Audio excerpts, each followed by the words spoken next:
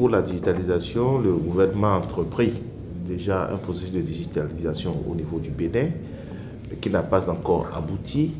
Et avec l'appui du BTC, nous avons le groupe de travail pour la promotion de la digitalisation. Et quand le groupe de travail s'est mis en place, nous avons commencé par travailler. Nous nous sommes rendus compte que les banques et les assureurs ont une grande avance en matière de digitalisation.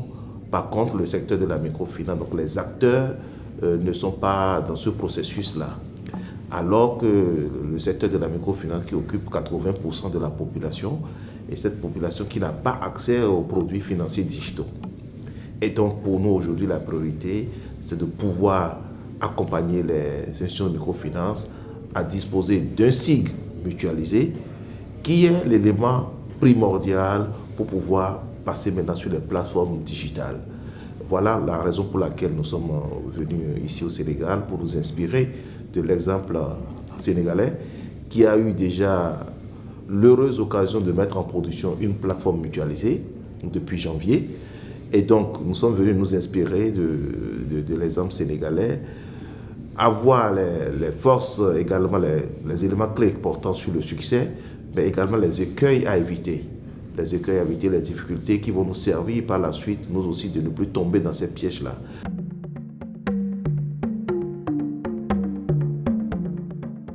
Oui, la première leçon, c'est, nous allons dire, l'endurance et la ténacité. Parce que c'est un processus qui a été lancé au Sénégal, qui a eu quelques années, et ils ont tenu bon jusqu'au bout, jusqu'à la fin de lancement. Ça veut dire quelque part, il faut être résilient, il faut avoir la ténacité, la détermination nécessaire de pouvoir conduire les projets jusqu'au bout. Ça veut dire que nous ne sommes pas perdus de chemin. Donc nous aussi, nous allons continuer à être vraiment déterminés à aller jusqu'au bout. Seconde leçon, on ne va pas forcément englober tout le monde, mais aller par phase pilote. Les acteurs qui sont disposés, disponibles, nous allons commencer avec ces acteurs-là pour pouvoir aller vers un cycle mutualisé avec la plateforme de paiement.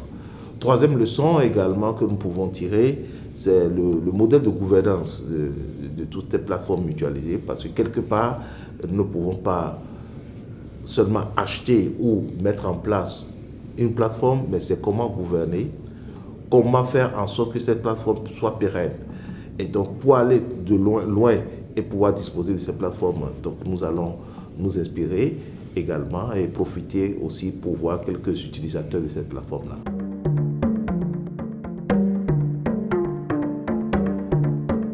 Oui, le chiffre clé pour la plateforme au Sénégal, c'est d'abord le chiffre 0, parce que ce n'est pas la seule professionnelle qui a investi. Mais les acteurs utilisés, évidemment, par rapport au coût d'utilisation, il y a une clé de répartition. Ça, c'est ce qui concerne la plateforme de paiement.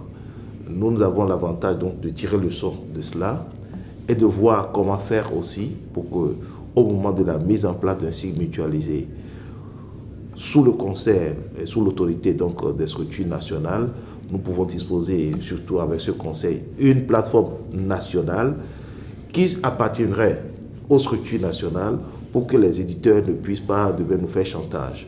Et évidemment, nous avons la chance aussi de disposer des structures en matière de technologique pour pouvoir accompagner la mise à jour et surtout la maintenance de tout ce qui concerne cette plateforme-là.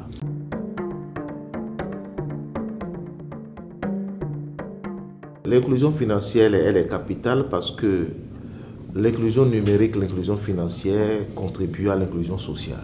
Et nous sommes tous dans des pays en voie de développement.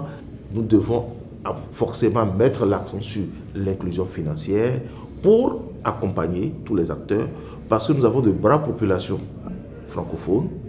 Dans toute notre zone monétaire, nous avons de braves populations, mais qui n'ont pas forcément accès aux services financiers. Donc la proximité dont a parlé le secrétaire exécutif tout à l'heure, nous voudrons aller à une proximité maison. Donc il faudrait que le citoyen de sa maison, avec son téléphone portable, puisse avoir accès au crédit, puisse rembourser à temps, puisse faire ces opérations de paiement également. Ça veut dire que quelque part, les grands acteurs qui constituent le secteur de la microfinance et qui touchent au moins 80% de la population, ces acteurs vont être suffisamment outillés pour pouvoir accompagner. Donc cette inclusion financière Ce ne serait pas perçu rien que du côté des banques et des assurances, mais beaucoup plus également le secteur de la microfinance. Nous avons cette chance-là où l'État a mis en place, le gouvernement du Bénin a mis en place un cadre et qui permet déjà de pouvoir orienter, mais cela ne suffit pas. C'est comment fédérer toutes ces initiatives pour que réellement la promotion de la digitalisation puisse être accélérée chez nous au Bénin. Nous remercions également pour cela notre partenaire financier qui nous accompagne, le BTCA, par le biais de l'UNCDF, et qui aujourd'hui nous permet également de pouvoir donner un coup de pouce à tout ce processus.